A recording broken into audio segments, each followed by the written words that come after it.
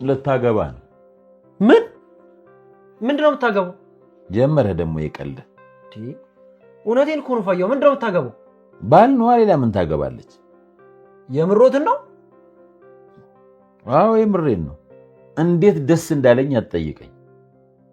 አሁን ሶስተኛው የዓለም ጦርነት ተነሳ ማለት አሁን ነው? ጦርነት? አዎ ጦርነት። የምን ጦርነት? የምን ጦርነት ይሉኛል እንዴ ፋያው? የጦርነት ደግሞ አይነት አለው እንዴ? አታምጠው ስለው አምጥቶ ቆለለው ማለት ይሄን ጊዜ ነው። ትሰሚኛለሽ? ጆሮ ላይ የምታደርጊውን ነገር ካላቆምሽ ከዚህ በላይ እንደማስቀይምሽ ወቂ። ምን አደረኩኝ? ራሽን ተመልከች። ወንድምሽ ላይ እንዲደረግ የማፈልጊውን ነገር ጆሮ ላይ አታርጊ። የፍቅር ክብደቱ የሚታወቀው አብሮ በሆንሽበት ሰዓት ሳይሆን ያቺ ክፉ የመለየት ጊዜ በመጣች ቀን ነው። ሀና ልታገባ። አንተ ደግሞ የምትቀልድበትን ቦታ እንኳን አታውቅም። እውነቴን ነው። ሀና ልታገባ ነው። እንዴት እንደሆነ አላውቅም፣ ግን ፋያው ናቸው የነገሩኝ። ምን? ሀና ልታገባ ነው? ልታገባ ነው። ሀና ልታገባ ነው። አሴር ምን የሚሆን ይመስላችኋል? በአሴር ዙሪያ ምን የሚፈጠር ይመስላችኋል? እኔ ግን አንድ ነገር እነግራችኋለሁ። ከዛ በፊት እንዴት ናችሁ ውድ የኖላዊ ተከታታይ ድራማ ቤተሰቦች፣ አማን ናችሁ ወይ? ዛሬ አብረን ኖላዊ ሪቪው እናደርጋለን። እንዲሁም በቀጣይ ክፍል ምን ሊፈጠር ይችላል አሁን እነግራችኋለሁ። ነግሬያችሁን ሁላ መጀመሪያው ማለት ነው። አሴር ምን ሊያደርግ ይችላል? ምን ሊፈጠር ይችላል? ምን ሊሆን ይችላል? ምን ታስባላችሁ? እኔ አሴር ይህንን ነገር ከሰማ በኋላ ሜቢ ምናልባት ሀናን ሊጠይቃት ይችላል ብዬ አስባለሁ። ምናልባት ሀናን ባይጠይቃት እንኳን ፋዘርዬ ጋር ሄዶ እውነቱን ይሰማል ብዬ አስባለሁ። ከዛ በኋላ ግን አሴር ከዛ ሰፈር ፈጽሞ ይጠፋል ብዬ ነው ማስበው። ላይመለስ፣ በቃ እዛ አካባቢ ላይመለስ ይጠፋል፣ ወይም ደግሞ ሌላ የራሱን ህይወት ይጀምራል ብዬ ነው ማስበው። እንደዛ ነው የምረዳው እንጂ ይረብሻቸዋል ብዬ አላስብም። እናንተ ምን ታስባላችሁ? በነገራችን ላይ ሁለት ነገር ነው ሊሆን የሚችለው። ይረብሻል ወይም ደግሞ እሷን ሊያገባ ያለውን ሰው ለማጥቃት አለ አይደል? እንደዛ አይነት ነገር ውስጥ ሊገባ ይችላል። አለበለዚያ ደግሞ በቃ ከዚህኛው ህይወት ወጥቶ የራሱን ህይወት ወደ መጀመሩ ይሄዳል የሚል እምነት ነው ያለኝ። እኔ ግን በቃ ከዛ ትቶ ሌላ ህይወት ቢጀምር፣ ሌላ ህይወት ስላችሁ በቃ ሌላ ሰፈር ሄዶ የራሳቸውን ስራ የራሳቸውን የሆነ ነገር እንትናን ደግሞ ጎዳና ላይ ያለችዋን ፍቅረኛውን እሷን ተቀብሎ ተረድቷት ህመሙ ምን ያህል እንደሆነ ይገባል አይደለ? ያንን ህመም ተረድቶ በቃ እኔ ታመምኩ አንቺ አትታመሚ ብሎ እሷን ቢጠጋት እኔ በጣም ደስ ይለኛል። እንደዚህ አይነት ነገር ሊፈጠር ይችላል ብዬ ነው ማስበው። የእናንተን ሀሳብ ኮሜንት ላይ አስቀምጡልኝ። ወይዘሮ ሜላትና አቶ መስፍኔ ያው ራሳቸው በራሳቸው ጌታ አድርገዋል። እንግዲህ የባለትዳር ነገር እኮ ነው ችግሩ። በባለትዳር መሀል ጸብ አትግቡ የሚባለው ለዚህ ነው። በራሳችሁ መንገድ ይታረቃሉ። በቃ አለቀ። ዝም ጭጭ በሉ። ከባድ ነው አይደለ ጋይስ? እውነቴን ነው የምላችሁ ከባድ ነው። ተምቹና ድንብላል ደግሞ በቃ ተመቻችተዋል። የእነሱ በጣም ደስ ብሎኛል እውነትን መናገር። ከዚህ በፊትም ያው ሪከመንድ አድርጊያችሁ ስለነበረ ተመችቶኛል። እንደ እውነቱ ቢያዘልቅላቸው ደስ ይለኛል። በቃ ቢቀጥሉ በዚሁ እንትን ቢሉ አሪፍ ነው። ግን ያው ሰፈር ከቀየረ ወይም ሰፈር ከቀየሩ በሆነ ጊዜ አንዴ ብቻ ነው የሚገናኙት። እሱም ነገርም ትንሽ መሀል ላይ ክፍተት ሊፈጥር ይችላል። የአሴር ነገር በሁለቱ መሀል ያለውን ክፍተትም ሊያጎላው ይችላል የሚል ሀሳብ አለኝ። ምናልባት ሰርጉ እውነት ነው ወይ ለምትሉ ሰዎች ሰርጉ እውነት አይደለም፣ አታገባውም። እሱ እውነቱ ልንገራችሁ፣ ሰርጉ ዝም ብሎ ነው፣ በወሬ ሀሳብ ነው፣ በወሬ ደረጃ ነው እንጂ እውነት ሊሆን አይችልም። እና ግን ያው አሴር ላይ ትልቅ ተጽዕኖ ይፈጥራል ብዬ አስባለሁ። እንደዚህ አይነት ነገር ነው የምናየው ብዬ ነው ማስበው። ለማንኛውም በጣም ወዳችኋለሁ። ክፉ አይንካችሁ፣ ክፉ ደንዞ አልፏችሁ፣ ሊሳካላችሁ፣ ይመርባችሁ፣ ቀናችሁ ብሩታችሁ ብሩ ይሁንላችሁ እያልኩኝ እኔ ብዙ ተሰናበትኳችሁ። መልካም ጊዜ ይሁንላችሁ። ፒስ። አቶ ኖላዊ ወደ ደሴ ለመሸክሸክ ቆርጠው ተነስተዋል። ነገር ግን የሚባል ነገር አለ። ምን እንደሆነ ታውቃላችሁ? ባለቤታቸው እጮኛቸው ለዛሬ ብቻ እዚህ ዳር ተብሏል። እንግዲህ ከባድ ነው የሚሆነው። ምክንያቱም ያው ታውቁታላችሁ በመሀል ምን እንደሚፈጠር ምናምን። ይሄ የወንድን ሀሳብ የሚያስቀይር እንትን ሴቶች እኮ መላ ታውቃላችሁ የሚባለው ለዛ ነው። ለማንኛውም እንዴት ናችሁ ውድ የኖላዊ ተከታታይ ድራማ ቤተሰቦች፣ አማን ናችሁ? የዛሬ ማብረን ኖላዊ ለአጭር ደቂቃ አብረን ሪቪው እናደርጋለን። እንዲሁም በቀጣይ ክፍል ምን ሊፈጠር ይችላል አንዳንድ ጉዳዮችን ጀባ ምላችሁ ይሆናል። ኖላዊ በትናንትናው ክፍል አሾይና ነበረ። በተለይ ደግሞ ሀና ላይ የደረሰው ነገር ተመችቶኛል። ይገባሻል፣ የምሬን ነው ይገባሻል። ኧረ ይገባታል፣ ከምሬን ነው ምላችሁ። እንደ ግራ ጋብታን አጋብታን። እኔ እኮ ድራማ ላይ ያሉትን ልጆች እሺ ግራ ታጋባቻቸው ታፋጃቸው ችግር የለም። እኛን ለምን ግራ ታጋባናለች? በእነሱ ምክንያት እኛ ግራ ተጋባን እንዴ? የጆሮን አስንል የኤላን አስንል ክራር መቺው ጋር እዚህ እዛ እዚህ ልጅቷ እኮ በቃ አልጨበጣለች። ሌላ ሶስተኛ ሰው እኔ ብሄድ ራሱ እኔ ጋር መምጣት የማይቀር ጉዳይ ነው። የምሬ ነው የምላችሁ። አንገበገበችን ስላችሁ። ለማንኛውም ይመችሽ። በቃ የአሴር ጓደኛ ይመችሽ። አራገበቻት በግራ በቀኝ በእርግጫ በጥፊ። እኔ ተመችቶኛል ይሄ ነገር። በቃ ይሄ እንደውም ትንሽ እንደውም መርፌ ነገር ቢኖረው አሪፍ ነበረ። የሆነ ጠባሳ ቢኖረው አሪፍ ነበረ። ግን አሲር ማለት ወዮልሽ ብያለሁ።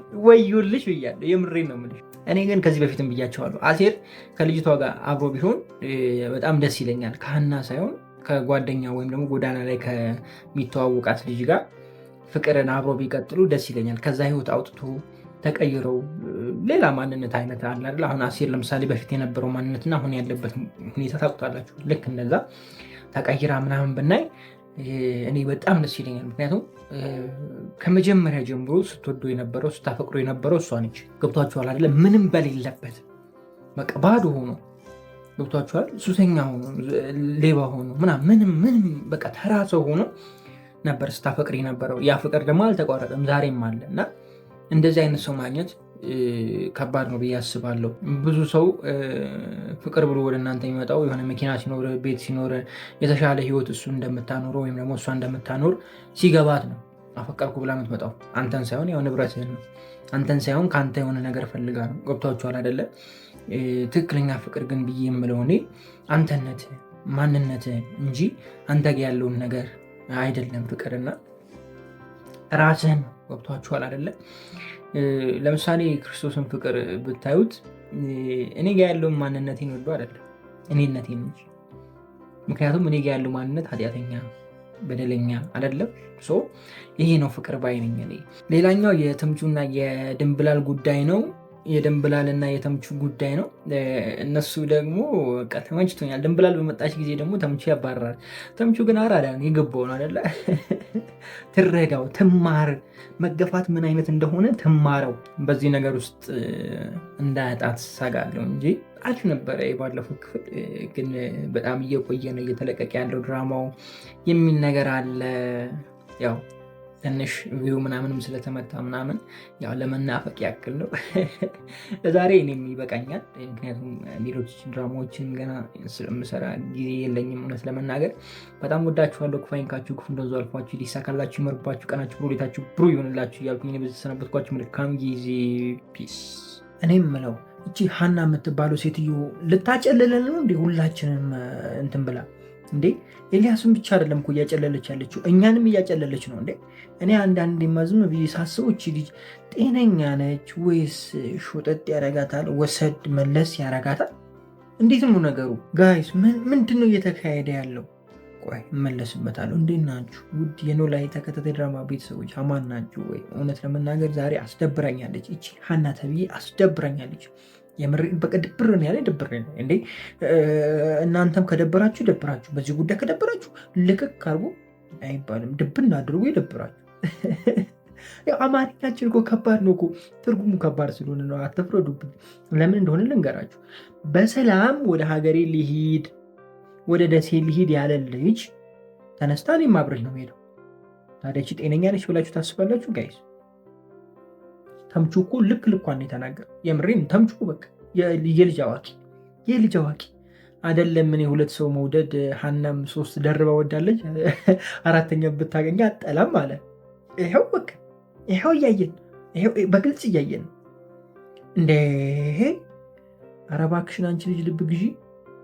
እንጃ እኔ አላቅም። እንግዲህ ሁኔታውን ግን ሳየው ኖላዊዎች ተሰብስበው ወደ ደሴ ሊገቡ ነው መሰለኝ፣ እዛ ሊሄዱ ነው መሰለኝ። እንደዛ ነው እየተሰማኝ ያለው። አቶ ኖላዊ እነ አሴርን ይዘው ሊሄድ ነው፣ ሀና ደግሞ ተከትላ ልትሄድ ነው ኤላን። ስለዚህ አሪፍ ይሆናል ማለት ነው። እዛ ኤላና እሷ ብቻቸውን ከሄዱ አሴር ቻው፣ እዝራ ቻው፣ ባባይ።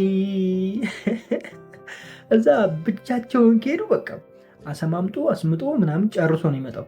በነገራችን ላይ ሴት ልጅ ካለችበት ሁኔታ ስትርቅ ለምሳሌ ሀናን ወሰድን እና ከሚያስጨንቃት ሁኔታ እዝራ በዚህ በኩል ያስጨንቃታል። የቤተሰቦች ጉዳያቸው ወይም ደግሞ ምንድነው የቤተሰብ ጉዳይ ያስጨንቃታል። የአቶ ኖላዊ ጉዳይ ያስጨንቃታል። ከዚህ ሁሉ ጭንቀት ውስጥ ወጥታ ከሄደች የምትሄደው ደግሞ ከሆነ ወንድ ጋር ከሆነ ቷቸዋል አይደለም የሚያስብላት ትሪት የሚያረጋት ወንድ ጋር ከሆነ ሄደችው ልክ እንደ ኤላ አይነት ወንድ ጋር ከሄደች በቃ እዛው ነው ቀርታ የምትመጣው። አትመለስም። የምሬ ነው። ብትመለስም ልቧ አይመለስም። ልቧ እዛ ነው ያለው። ገብቷችኋል አላችሁ? የፈለግኩት ነገር ተረድታችሁኛል። እንደነዚህ አይነት ክፍተቶች በሁለት ጥንዶች መካከል ወይም ደግሞ በሁለት ተቃራኒ ጾታ መካከል ሲሆን እንደነዚህ አይነት ጉብኝት ልትሉ ትችላላችሁ፣ ለእረፍት ቫኬሽን ልትሉ ትችላላችሁ። ብቻ እንደዚህ አይነት ነገሮች ሌላ ነገር ይወልዳሉ እና አሁንም ናሴር ካልሄዱ በቃ ሀና በቃ እዛው አግብታ ነው የምትቀረው። እኔ አዲስ አበባ የምትመለስ ራሱ አይመስለኝም። የምሬን ነው የምላችሁ። እንትና ትዝ አለችኝ፣ ሰላምዬ ትዝ አለችኝ። የእሷ እዛ ከሄደች አትመለስም ስትል ነበርና አሁን እሱ ነገር እየመጣ ነው። አይ የአንቺ እስከፋ ሀና ምን እንደሚሻልሽ እኔ እንጃ።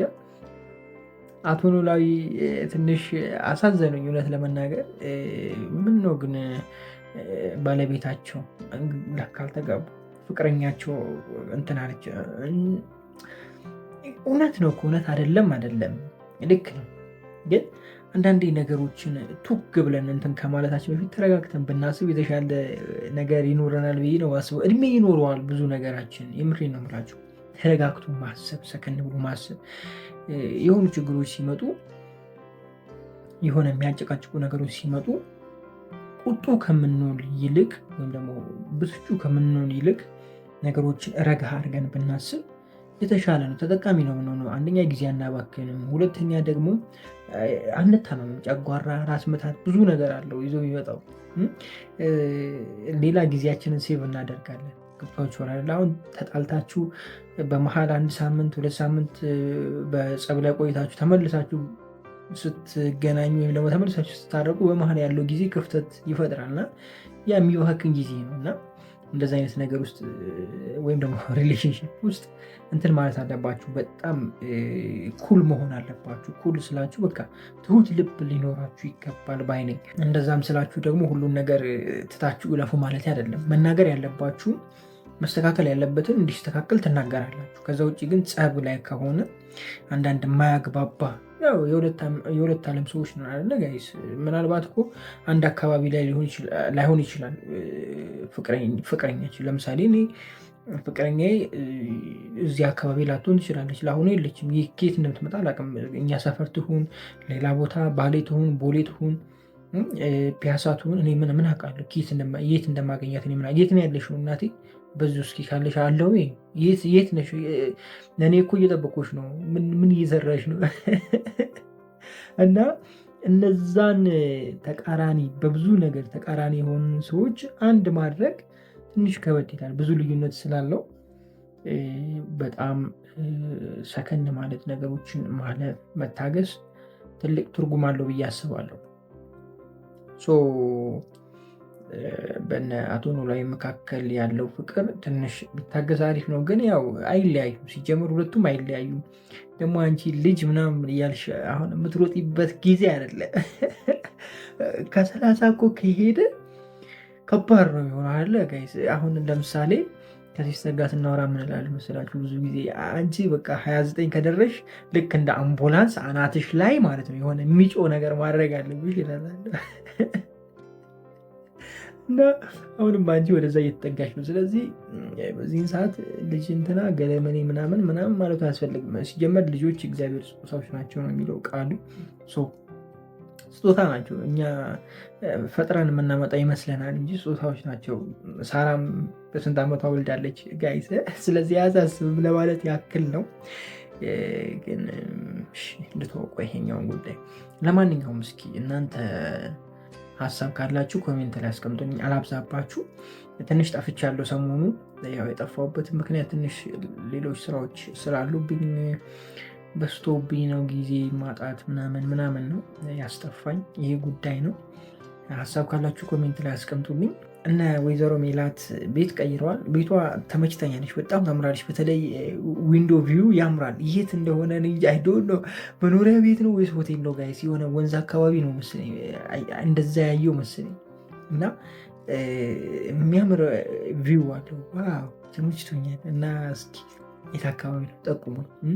እኛም ስራ እየሰራን አሁን ለምሳሌ ቪዲዮ እየተቀረጽን እዛ ጋር አሪፍ ዊንዶ ቪው ቢኖረው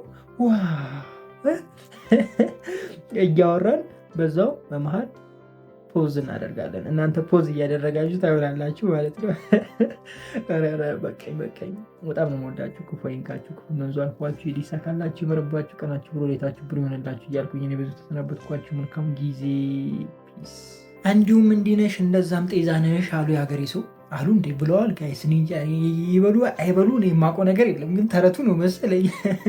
አቶ መስፍኔ እጅ ከፍንጅ፣ ያው መስፍኔ ምንም አላጠፋም፣ ሜሉ ግን እጅ ከፍንጅ እንደያዘችው ነው የሚያስበው። ከቤት ወጥቶ ይኸው ምን የመሰለችን ቦቅቅላ የ25 ዓመት ጎረምሲት ከ60 ዓመት ሴት ተፋቶ የ25 ጎረምሳ ወደ ግራና ወደ ቀኝ ሆቴል ቁርስ እየበሉ ነው። ቁርስ እየበሉ ነው ማለት ደግሞ ማታ አብሮ አድረዋል ማለት ነው። በእኛው ቋንቋ ያው ነው። ወይኔ ዘንድሮ እንዴት ናችሁ ውድ የኑሐሚን ተከታታይ የኖላዊ ተከታታይ ድራማ ቤተሰቦች አማን ናቸው። ዛሬም አብረን ኖላዊ ሪቪው እናደርጋለን። እንዲሁም በቀጣይ ክፍል ምን ሊፈጠር ይችላል አንዳንድ ጉዳዮችን ጀባ ምላችሁ ይሆናል። ኖላዊ በትናንትናው ክፍል ኤላ በጣም አሳዘነኝ እውነት ለመናገር።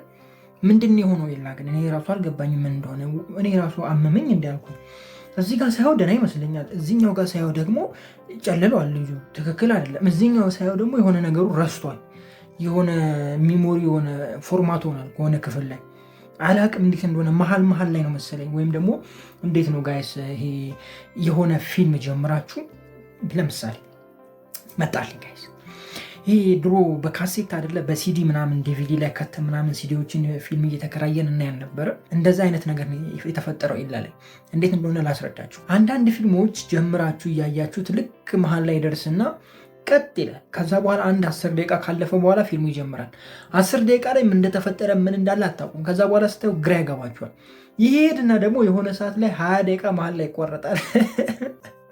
በተለይ ተከታታይ ፊልም የምታየው ከሆነ በቃ እንደዚህ ናቸው። አብዛኞቹ ፊልሞች እንደዚህ ናቸው። በሲዲ ስታዩ የነበሩ ልጆች አጋጥሟቸዋል ብዬ አስባለሁ። ከዛ በኋላ ምን እንደተፈጠረ አታውቁትም።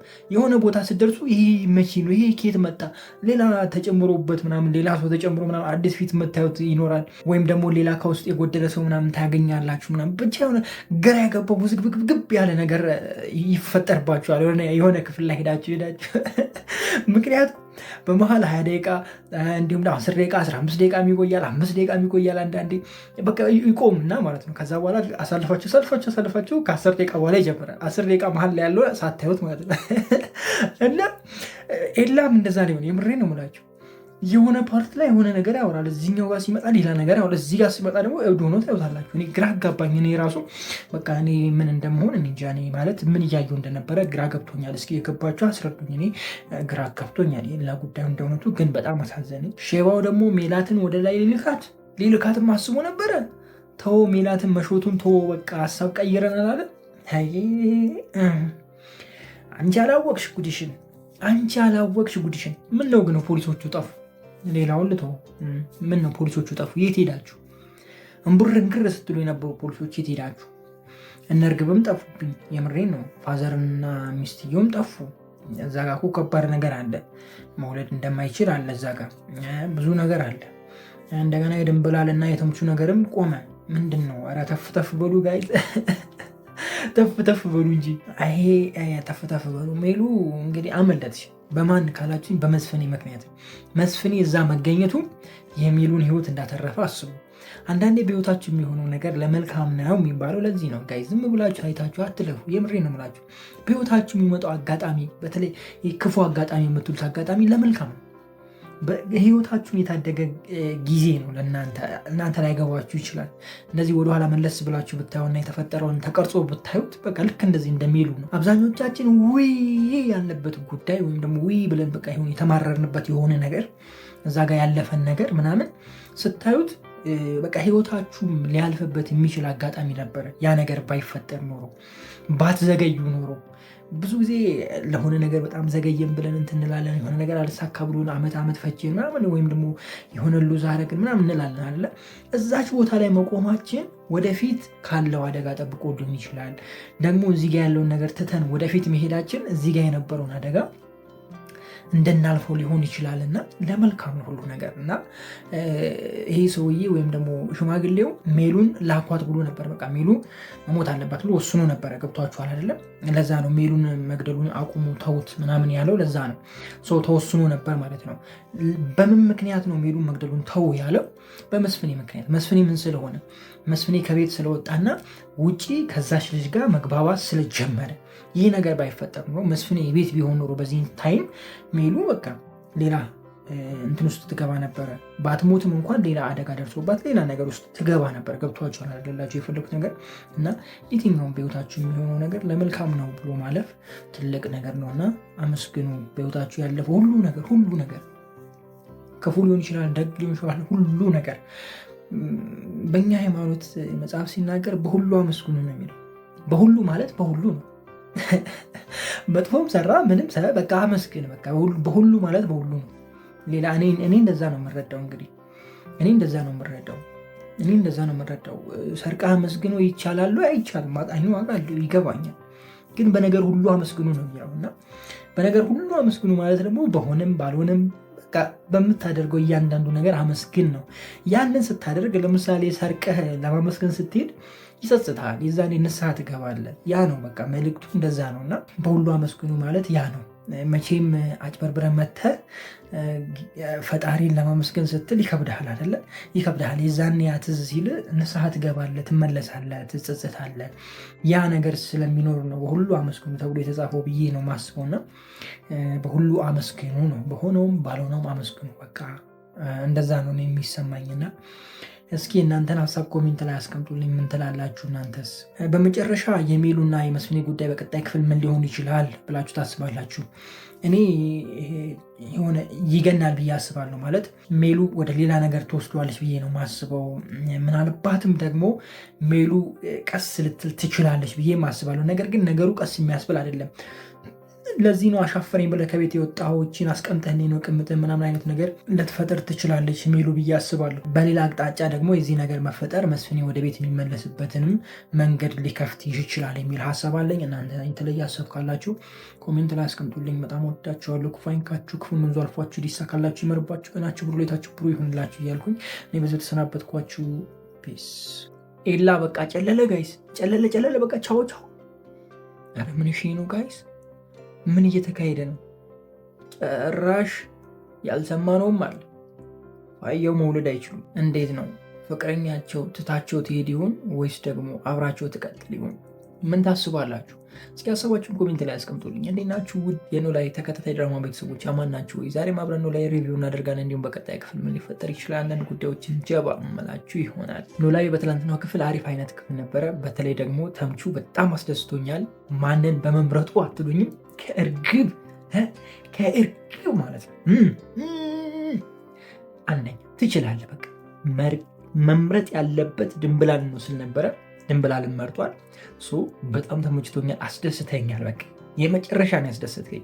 ምክንያቱም እኔ ከዚህ በፊት በተደጋጋሚ ብያችኋለሁ። እርግብ በስተመጨረሻ ሲለያዩ የተናገረችው ንግግር ዳግመኛ ከእሷ ጋር እንዲሆን ፍቃድ አይሰጠውም ብያችሁ ነበር። ምክንያቱም ወንድ ልጅ እንደዛ መናገር አልነበረበትም። ማለት አብራ ብዙ ነገር አድርጋ እንደዛ ልትለው አይገባም ነበረ። ያንን ነገር ደግሞ ተብለህ ያ ስሜት እያለ ከእሷ ጋር መሆን ትንሽ ከባድ ነው። እንደገና ደግሞ እሱ ብቻ ሳይሆን እቺ ልጅ መታለች። ገብቷችኋል? ማንም በሌለበት ብቻውን በነበረበት ጊዜ ተመላልሳ ስጠይቆ ነበረ። ከድብርት አውጥተዋለች፣ ከጭንቀት አውጥተዋለች፣ ከራብ አድነዋለች እና ብዙ መስዋዕትነት ከፍላለታለች።